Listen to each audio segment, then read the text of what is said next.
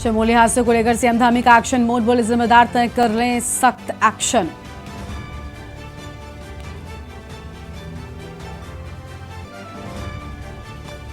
भाजपा का लोकसभा चुनाव में 75% वोटों का लक्ष्य, बूथों को मजबूत करने की दिशा में किए गए कार्यों की समीक्षा करेंगे राष्ट्रीय महामंत्री संगठन बीएल संतोष। बद्रीनाथ हाईवे पर दर का मुसीबतों का पहाड़, लामबगढ़ नाले में बहा रोड का 20 मीटर हिस्सा, 10 घंटे तक फंसे रहे यात्री।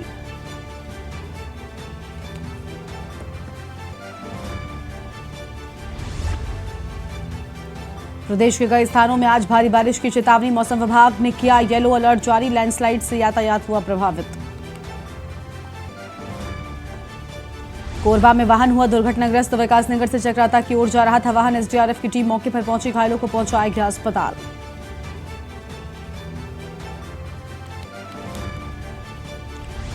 गोल्डन गर्ल मानसी ने एक बार फिर उत्तराखंड समेत देश का मान बढ़ाया, चीन में करेंगे देश का प्रतिनिधित्व, वॉकरेस के लिए हुआ चयन। देख रहे हैं के न्यूज, खबरों का सारथी। नमस्कार, आप देख रहे हैं के न्यूज इंडिया में, हूं आपके साथ गरिमा वाजपेयी और खबर उत्तराखंड की शुरुआत करते हैं आम खबर के साथ में, जहां पर मुख्यमंत्री आवास देहरादून में मुख्यमंत्री ने उत्तराखंड 25 बोधिसत्व विचार श्रृंखला एक नई सोच एक नई पहल पुस्तक का विमोचन किया है। और मुख्यमंत्री धामी ने कहा कि बोधिसत्व विचार श्रृंखला के माध्यम से राज्य की विषम भौगोलिक परिस्थितियों के अनुरूप विभिन्न समस्याओं के समाधान का प्रयास किया जा रहा है। इसके लिए सभी विभागों का 10 साल का रोड मैप भी तैयार किया जा रहा है और बोधिसत्व विचार श्रृंखला में प्राप्त सुझावों को इसमें शामिल किया जा रहा है। सरकार का प्रयास है कि राज्य के विकास में सभी सहयोग मिलकर करें और पंतनगर कृषि विश्वविद्यालय को पशुपालन व कृषि विकास एवं तकनीकी विश्वविद्यालय को विज्ञान एवं तकनीकी को राज्य के दूरस्थ क्षेत्रों तक पहुंच बनाने में सहयोगी बनाया जाए। आदर्श जिला चंपावत के लिए बनाई जा रही योजनाएं प्रदेश के लिए सभी जनपदों के लिए आधार बनेंगी। मुख्यमंत्री ने कहा कि प्रधानमंत्री नरेंद्र मोदी ने 21वीं सदी के तीसरे दशक को उत्तराखंड का दशक बताया है। सरकार इस दिशा में रोडमैप बनाकर कार्य कर रही है। तो वहीं मुख्यमंत्री पुष्कर सिंह धामी ने हिमालयी राज्यों के विकास के लिए नए मॉडल की पैरवी की है। उन्होंने कहा कि सरकार ने नीति आयोग से भी हिमालयी राज्यों के लिए अलग अलग विकास मॉडल बनाने का अनुरोध किया है। ये फ्लाईओवर का निर्माण जो काशीपुर का है वो जनता को भीड़ से निजात दिलाने के लिए नहीं बनाया गया है, जनता को परेशानी में डालने के लिए बनाया गया। जिस फ्लाईओवर को बनाने में 6 साल का समय भी कम पड़ रहा हो, तारीख पे पड़ रही हो, ये तो लगता है कि ये 2024 का वेट कर रहे हैं कि फ्लाईओवर के दम पे नाम पे हम वोट मांगेंगे। और इससे तो इनको जनता से माफी मांगनी चाहिए। तो एक ही डायलॉग याद आता है, तारीख पे तारीख, तारीख पे तारीख। इसका तारीख का कोई फिक्स तारीख ही नहीं निकल पा रही है। किस समय, किस तारीख पे, किस मौसम में ये फ्लाईओवर बनके इसका निर्माण हो। इससे आम जनता के लिए ये इतना जी का जंजाल बन चुका है आज की डेट में कि जो फ्लाईओवर के पास में दुकानें थीं उनका काम बिल्कुल ठप हो चुका है। आवागमन जो था वो बिल्कुल बंद हो चुका है।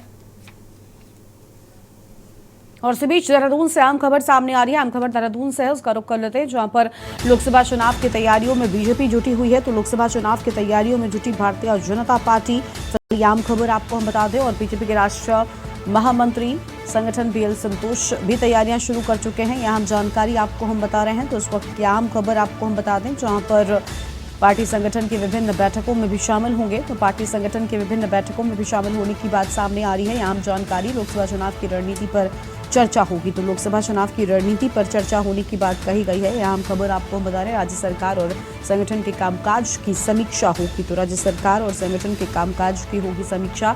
बीएल संतोष भी टोली बैठक में ही शामिल होंगे। तो बीएल संतोष भी टोली बैठक में शामिल होंगे। प्रदेश पदाधिकारियों, जिला पदाधिकारियों को करेंगे संबोधित। तो यहाँ खबर आपको हम बता दें, जहाँ पर देहरादून से खबर, लोकसभा चुनाव की तैयारियों में बीजेपी अब जुट चुकी है। तो लोकसभा के चुनाव को लेकर तैयारियां बीजेपी ने जोर शोर से शुरू कर दी है। आम खबर आपको हम बता रहे हैं। और साथ ही आपको बता दें कि बीएल संतोष पार्टी कोर कमेटी की बैठक में शामिल होंगे। तो बीएल संतोष पार्टी कोर कमेटी की बैठक में होंगे शामिल। पार्टी संगठन के विभिन्न बैठकों में भी शामिल होंगे। ये आम खबर आपको हम बता दें, पार्टी संगठन के विभिन्न बैठकों में शामिल होंगे और लोकसभा चुनाव की रणनीति पर चर्चा होगी। तो लोकसभा चुनाव की रणनीति पर होगी चर्चा और राज्य सरकार और संगठन के कामकाज की समीक्षा की जाएगी। आम खबर आपको बता दें, राज्य सरकार और संगठन के कामकाज की होगी समीक्षा। आम जानकारी, बीएल संतोष पार्टी की टोली बैठक में शामिल होंगे। तो यह आम जानकारी आपको हम बता दें। और देहरादून से खबर, जहां पर लोकसभा चुनाव की तैयारियों में भारतीय जनता पार्टी जुटी हुई है। तो लोकसभा चुनाव की तैयारियों में भारतीय जनता पार्टी जुट चुकी है। यह आम जानकारी आपको हम बता रहे हैं। और फिलहाल ये आम खबर आपको हम बता दें, जहां पर तैयारियां शुरू हो चुकी हैं।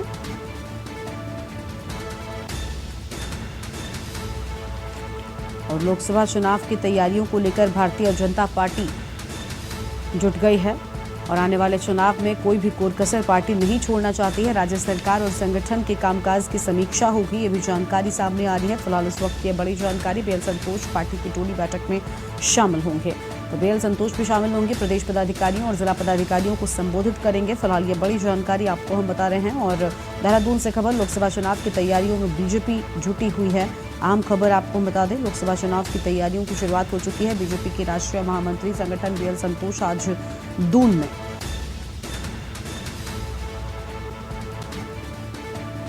तो कोर कमेटी की बैठक में शामिल होने की बात सामने आई है। फिलहाल इस वक्त की अहम जानकारी आपको हम बता रहे हैं।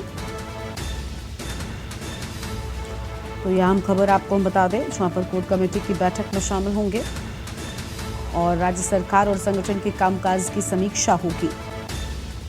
तो राज्य सरकार और संगठन के कामकाज की होगी समीक्षा। फिलहाल इस वक्त ये बड़ी जानकारी आपको हम बता दें। और अगली खबर है काशीपुर से, जहां पर लोगों को जाम की समस्या से निजात दिलाने के लिए क्षेत्रीय जनप्रतिनिधियों के द्वारा फ्लाईओवर निर्माण कार्य की नींव रखी गई।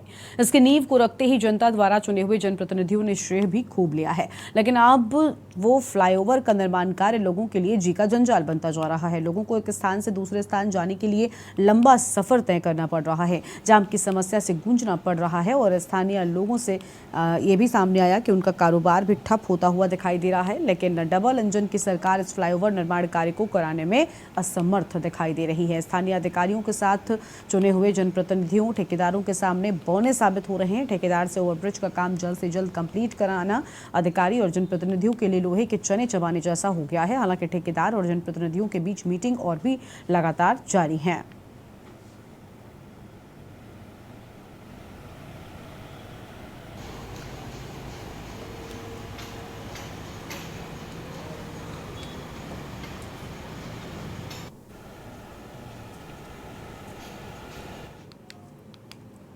उत्तराखंड में कांग्रेस के प्रदेश अध्यक्ष करण माहरा और कांग्रेस नेता मनीष खंडूरी के बयान पर सियासत थमने का नाम नहीं ले रही है। दरअसल भाजपा लगातार एक ओर जहां कांग्रेस नेताओं को घेर रही है, तो वहीं दूसरी ओर प्रदेश भर में भाजपा के नेता करण माहरा और मनीष खंडूरी का पुतला दहन कर रहे हैं।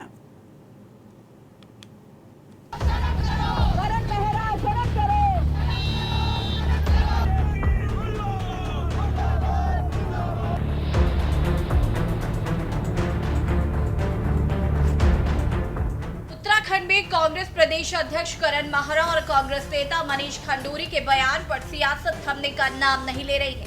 दरअसल भाजपा लगातार एक ओर जहां कांग्रेस नेताओं को घेर रही है, तो दूसरी ओर प्रदेश भर में भाजपा के नेता करण माहरा और मनीष खंडूरी का पुतला दहन कर रहे हैं। हालांकि कांग्रेस प्रदेश अध्यक्ष करण माहरा ने अपने बयान के लिए माफी मांग ली, लेकिन फिर भी भाजपा लगातार कांग्रेस के खिलाफ प्रदर्शन कर रही है।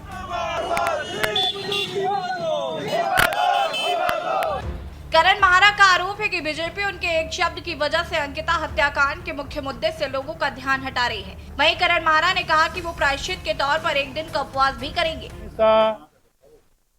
समाज को तोड़ने की बात की है।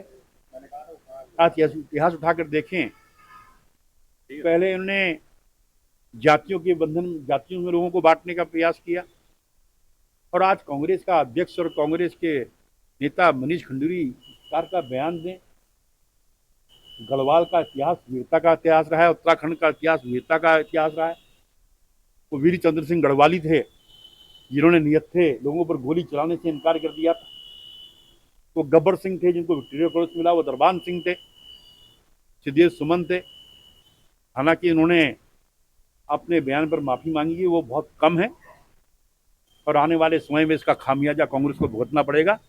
तो उत्तराखंड की जनता उनको उस पर सबक सिखाएगी। मैं स्वागत करता हूं उनका कि वो मेरा और मनीष खंडूरी का हर चौराहे पर पुतला फूकें। कम से कम अंकिता मर्डर केस पर अंकिता को न्याय दिलाने की लड़ाई में वीआईपी का पुतला फूकने की आपको हिम्मत नहीं आई। इन 4 बहनों का जो SC ST की हैं, इनके रेप में आपको पुतला फूकने की हिम्मत नहीं आई, लेकिन करण मेहरा और खंडूरी जो न्याय की लड़ाई लड़े उनका पुतला फूकने की आपको हिम्मत आई है। मैं आपको बधाई और धन्यवाद देता हूं, और ईश्वर करे, माँ भगवती करे, आपको ऐसी ही बुद्धि मिलते रहे ताकि लोगों के बीच में आप एक्सपोज होते रहें। एक तरफ जहां भाजपाई कांग्रेसियों का पुतला दहन कर रहे हैं, तो दूसरी ओर कांग्रेस भी भाजपा के खिलाफ सड़कों पर उतर आई है। कांग्रेस ने प्रदेश भर में राज्यसभा सांसद नरेश बंसल का पुतला दहन किया। आपको बता दें कि नरेश बंसल ने राज्यसभा में कहा कि संविधान से इंडिया शब्द को हटा दिया जाए, क्योंकि ये गुलामी का प्रतीक है। कांग्रेसियों का आरोप है कि जब से विपक्षी गठबंधन का नाम इंडिया रखा गया है, तब से भाजपाइयों को इससे परेशानी है और कांग्रेस किसी भी हाल में संविधान से छेड़छाड़ बर्दाश्त नहीं करेगी। मैं बताना चाहूँगा नरेश बंसल जी को कि जो शब्द ये इंडिया शब्द है, ये 2500 वर्ष पुराना शब्द है। इंडस रिवर से लिया गया है और हिंदू शब्द भी इंडस रिवर से ही लिया गया है। आज उन्हें इस शब्द से क्यों परेशानी हो रही है, ये तो नरेश बंसल जी बताएंगे। और मैं बताना चाहूँगा आपको कि संविधान से छेड़छाड़ ये लोग करने की सोच रहे हैं, क्योंकि संविधान जो बाबा भीमराव अम्बेडकर साहब ने बनाया है, दलित वर्ग संविधान को, बाबा भीमराव अम्बेडकर जी को, दोनों को बहुत मानता है, और दलित वर्ग से जो छेड़छाड़ की जा रही है बिल्कुल बर्दाश्त नहीं किया जाएगा। और दूसरी बात मैं बताना चाहूँगा, भले वो स्किल इंडिया हो, डिजिटल इंडिया हो, सब जगह इंडिया शब्द का उन्होंने इस्तेमाल किया है। कुल मिलाकर राज्य में लोकसभा चुनाव से पहले बयान पर सियासी बवाल छिड़ गया है। एक तरफ जहां भाजपाई कांग्रेसियों पर गढ़वाल की जनता के अपमान का आरोप लगा रहे हैं, तो दूसरी ओर करण महाना ने अपने बयान के लिए राज्य की जनता से माफी मांग ली है। सवाल ये है कि माफी मांगने के बाद भी भाजपाई शांत होने का नाम नहीं ले रहे। ऐसे में देखना होगा राज्य में गरमाई सियासत आखिर कब शांत होगी। Uttarakhand desk report.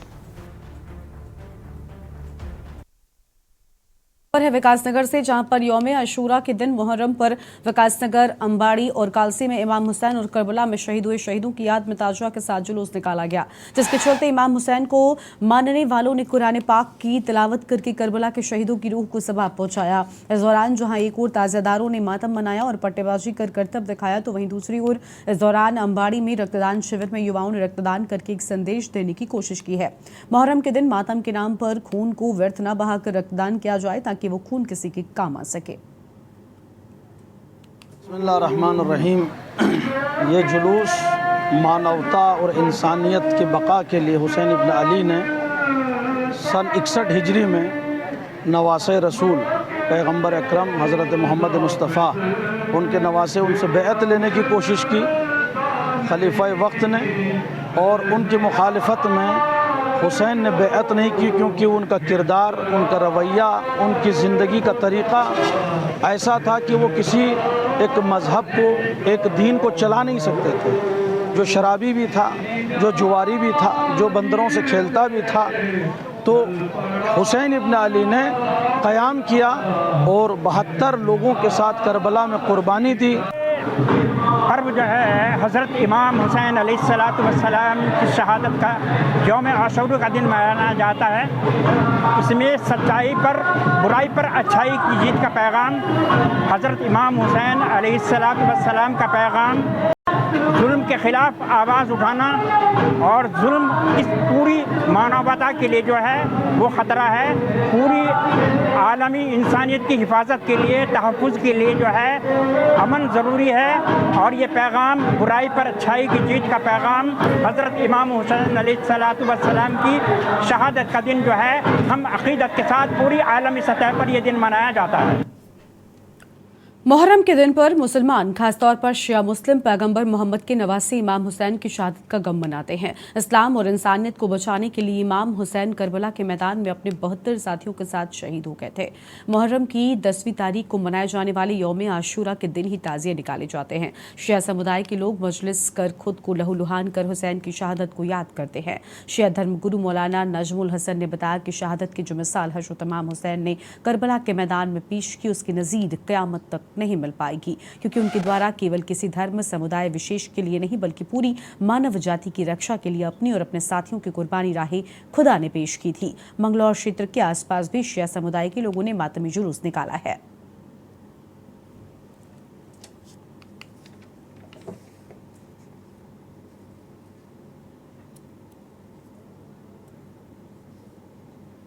मुहर्रम जो है मेरे सर्किल में इधर जैनपुर, जंजेडी, लंडोरा, ये कस्बा मंगलौर, भगवानपुर क्षेत्र में जो है ये त्यौहार मनाए जाते हैं जिसके जुलूस वगैरह निकलते हैं। तो इस संबंध में जो है पूर्व में मीटिंगें सभी थानाध्यक्षों द्वारा कर ली गई है और पर्याप्त मात्रा में जो है फोर्स की ड्यूटी लगा दी गई है।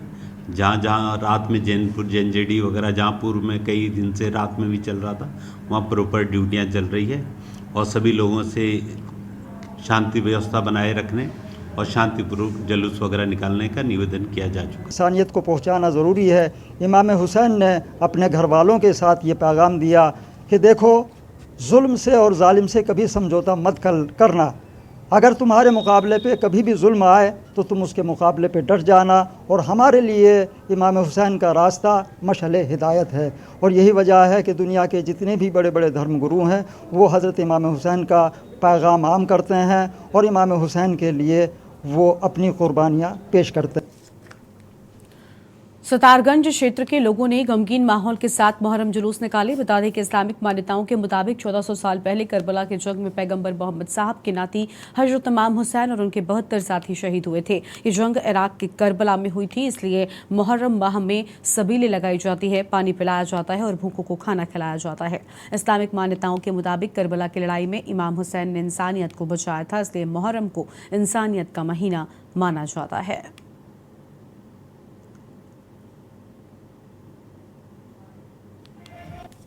आज की नहीं है, पुरानी बुजुर्गों से परंपरा चली आ रही है कि जो हुसैन पाक ने अपने और अपने बच्चों को जो अल्लाह की राह में कुर्बान किया हक़ व सदाकत के लिए, ये कोई लड़ाई किसी और की, कोई हिंदू मुस्लिम या सिख ईसाई या कोई इस तरह की नहीं थी, बल्कि ये आपसी एक जंग थी हक़ व बातिल की।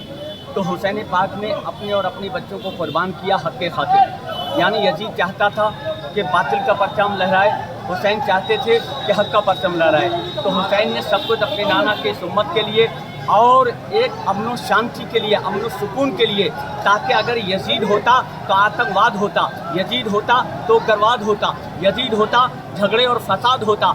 इसलिए नबी के लाल ने अपनों को और अपने बच्चों को कुर्बान करने के लिए अपने देश को बचाया और सारी उम्मत मुस्लिमा को बचाया। और एक ब्रेक के लिए यहाँ पर रुकते हैं, चल लौटेंगे।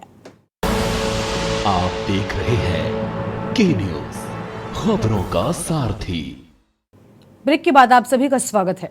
उत्तराखंड की क्षेत्रीय पार्टी यूकेडी में देहरादून स्तर पर चल रही आपसी लड़ाई झगड़ों पर बागेश्वर जनपद के निवासी उत्तराखंड राज्य आंदोलनकारी रमेश पांडे कृषक ने अपनी प्रतिक्रिया दी है। उनका कहना है कि उत्तराखंड क्रांति दल के बड़े नेता कुछ कांग्रेस के साथ खड़े हैं तो कुछ बीजेपी के। यूकेडी पर जब भी उत्तराखंड की जनता विकल्प के रूप में भरोसा जताती है तब कुछ नया क्लेश यूकेडी में सामने आ जाता है। निश्चित रूप से उत्तराखंड क्रांति दल में जो ये घटना अभी घटी है, ये पहली घटना नहीं है।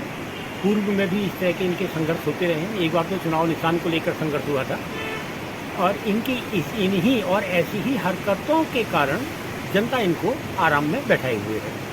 और अभी जो ये घटना घटी है, इसको अगर आप राजनीतिक चश्मे से देखते हैं तो पिछले दिनों जब मैं इधर हेलंग की घटना के दौरान और उससे पहले और उसके बाद मैंने उत्तराखंड को व्यापक स्तर पर पर्वतीय क्षेत्र में जब घूमा था तो मुझे भी आश्चर्य हुआ था कि लोग उत्तराखंड क्रांति दल को विकल्प के रूप में लौटाने की चाहत रखते हैं। लोग चाहते थे कि लौटे। अच्छा, निश्चित रूप से भाजपा अगर उत्तराखंड क्रांति दल लौटता है, रास्ते में आता है राजनीति, तो उसका बड़ा नुकसान भाजपा को होगा। रुड़की का मंगलौर कोतवाली क्षेत्र में एक महिला ने पति के प्रेमिका के बेटे पर जबरन दुष्कर्म करने का आरोप लगाया है और पुलिस को तहरीर दी है। तो वहीं पुलिस ने महिला की तहरीर के आधार पर मुकदमा दर्ज कर लिया और पूरे मामले की जांच शुरू कर दी है। बता दें कि मुजफ्फरनगर क्षेत्र के एक गांव की निवासी महिला का हाल ही में दूसरा विवाह मंगलौर क्षेत्र के निवासी व्यक्ति से हुआ था, जिसके बाद महिला ने आरोप लगाया कि शादी के बाद 18 जून को गांव में उसका पति और प्रेमिका महिला के बेटे ने उसके साथ दुष्कर्म किया, जिसके बाद भी उसके पति ने उसका साथ नहीं दिया, जिसके बाद वो कोतवाली पहुंची और तहरीर देकर मुकदमा दर्ज कर आरोपी युवक की गिरफ्तारी की मांग कर डाली है।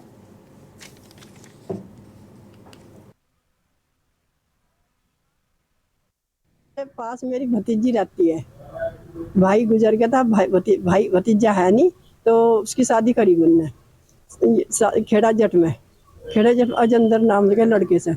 एक पड़ोसन ने मुझे बताया था, अगर लड़का है मेरे भांजे का दोस्त है, और वो दोस्त बहुत अच्छा दोस्त है, देखा पड़ता है, और आप पुलिस में है, गनमैन है वो, शादी देख लो तुम। हमने शादी कर दी। शादी करने के बाद 1 तारीख की शादी थी, 18 तारीख में वो अपने हमारे गया ससुराल, उसमें लेकर खेड़े जट में अपने घर ना ले जाकर वो रेखा के घर पर ले गया। रेखा नाम की लेडीज है दूसरे मोहल्ले में, उसका घर पड़ाओ बिकाऊ खल्ली, वैसे रुड़की में रहती है वो। मेरी शादी अभी हुई थी 2 जून को, 1 जून को मेरी शादी हुई थी, रात की शादी थी मेरी। और वहाँ पे मतलब मुझे मेरे ससुराल में 2 दिन रखा, और 2 दिन रखने के बाद इनकी एक प्रेमिका है रेखा नाम की, उसके यहाँ ले जाके छोड़ दिया।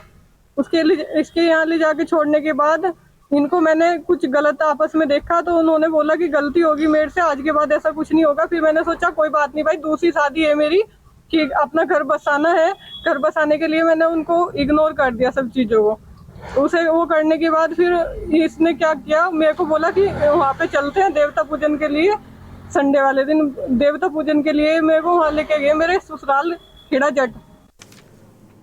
कृषि मंत्री गणेश जोशी ने देहरादून से मिशन दालचीनी एवं मिशन तैमूर की घोषणा के तहत सगंध पौधा केंद्र कैंप सेलाकुई से प्रदेश के विभिन्न जनपदों के लिए पहले चरण में लगभग 3 लाख पौधों को फ्लैग ऑफ किया। बता दें कि मिशन दालचीनी के तहत प्रथम चरण में जनपद चंपावत और नैनीताल में इसकी शुरुआत कृषि वानिकी के रूप में की जाएगी। इस फसल के प्रचार प्रसार, तकनीकी प्रशिक्षण, प्रसंस्करण एवं बाजार के लिए खतेड़ा सनामन सैटेलाइट सेंटर के रूप में कैंप विकसित किया जा रहे हैं। तो वहीं इस मौके पर कृषि मंत्री गणेश जोशी ने कहा कि राज्य सरकार सगंध फसलों के प्रसार को बढ़ावा देने के लिए प्रदेश में अलग अलग योजनाएं चलाई जा रही हैं।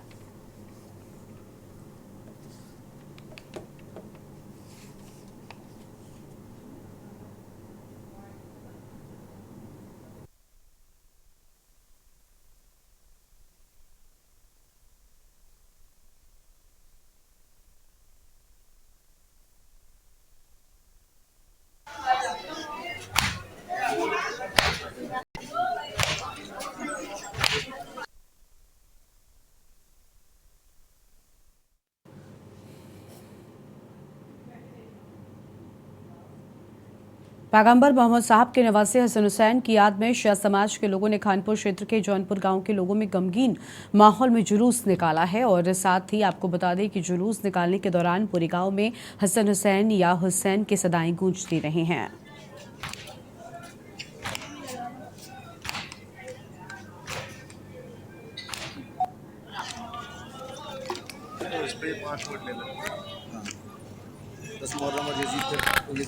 यजीद कौन था, हुसैन कौन था, यजीद कौन था, हुसैन रखा जाए, ना कि उसे भुलाया जाए, ना कि उसको फरामोश किया जाए। उस हमारे जो इस कौम के बाबा कौम कहलाते हैं हमारे हिंदुस्तान के, उन्होंने कहा था कि हिंदुस्तान को आज़ादी दिलाने में मुझे सिर्फ इमाम हुसैन के इक़दाम ने हिम्मत दिलाई।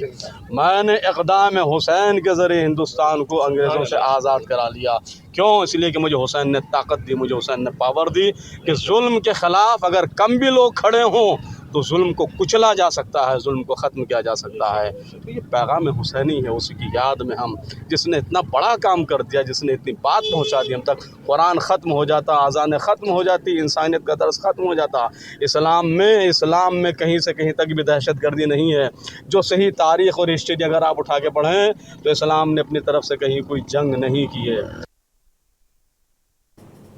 हरिद्वार में हर की पौड़ी का संचालन करने वाली श्री गंगा सभा ने इसके लिए पहल शुरू कर दी है। पहले चरण में पश्चिमी यूपी, दिल्ली और पंजाब के कुछ स्थानों पर गंगा मंदिर विकसित किए जाएंगे। श्री गंगा सभा के महामंत्री तन्मय वरिष्ठ का कहना है कि श्री गंगा सभा का गठन हर की पौड़ी के संचालन के लिए हुआ है, लेकिन इसका उद्देश्य मां गंगा के महत्व को जन जन तक पहुंचाना है।